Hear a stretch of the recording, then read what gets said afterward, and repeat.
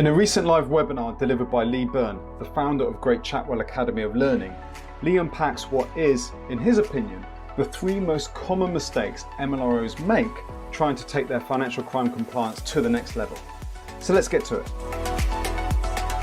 First of all, risk assessment. The regulator, going back to 2014, pointed out that 50% of the firms couldn't articulate the risk assessment. The risk assessment is the primary document from which cascades the client risk assessment, your whole policies and procedures, the training response, etc. Now, some firms have a risk assessment and they're more dynamic than others. I think in that respect, the risk assessment, it's making sure not that it's just done, and we will unwrap a little bit more about that, but that it's dynamic. It's the first and important point, that it's actually really reflecting the risks in a business. The second one is personal performance. For some people, it's extremely frustrating that we can't influence the business and senior management to get the money I want to pay for what I need. I'm not actually proving effective in embedding a culture of change and changing behaviors. The reality is, my observation is, we spend a lot of time on technical compliance and almost none on behavioral and personal competency skills, almost none. Most of the training of MLROs that I observe is all about designation, qualifications, certifications. True. Understanding the law, but not about how effective am I in then translating that into impacting and affecting change in a business. So I think there's a missing link there. And then the third one is about being visionary. It is surprising how many times when you sit down with an MLRO and they have 5 minutes rest and you say, let's have a coffee, how are things? You ask them a simple question, which is, what is the point of this whole framework? What are you aiming to achieve? Well, to counter the risk of financial crime. So how does that framework meet that aim?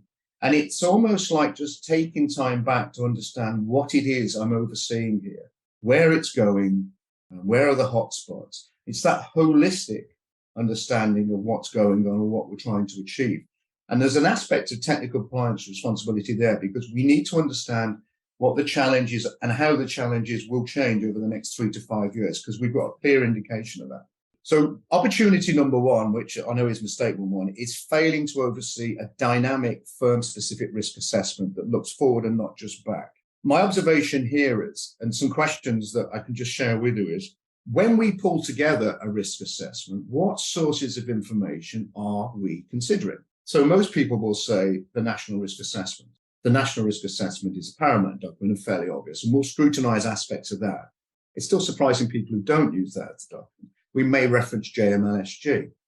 But here's some other dynamic information and some quick wins that I'm seeing at the moment is, do we link SARS and complaints? Do we actually analyse the root cause of SARS? Because that is the tip of the spear.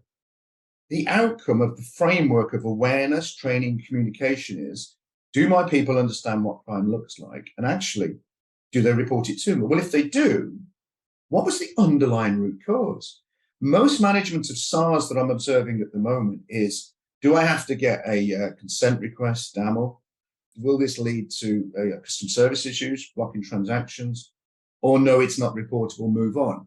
When the reality is, that information is absolutely key. And I just don't see many businesses that are going back and building that into their intelligence. I think that's really key. Third point here is something that the best-in-class groups are doing at the moment, is they are creating risk committees, not just to reflect upon the impact of regulatory change, but who've got some really provocative people who think like a poacher. They really do challenge them to think, okay, how would you use our systems and controls, our products and services to commit crime? Now, the broad waterfront of crimes now is much more diverse than we've ever considered. Tax evasion, human trafficking, environmental crime. So how would that manifest itself using our products? And I think firms that are using this now, this information, they're far more visionary in their risk assessments. Those that aren't doing this are waiting for FATF and then the government to tell us what crime's about. And the problem with that is the criminals have already gone. Because once FATF publish their findings, the criminals read it. Then it takes 2 years to cascade into local regulatory updates. They've gone. You'd have to be a pretty dull criminal still to be doing what FATF have told you they've identified you're doing in terms of, it doesn't make sense. And so using dynamic information within the business and then thinking provocatively about how would you use our systems, I think are really key. And they're the differentials I'm seeing at the moment, if I'm honest. Absolute differentials.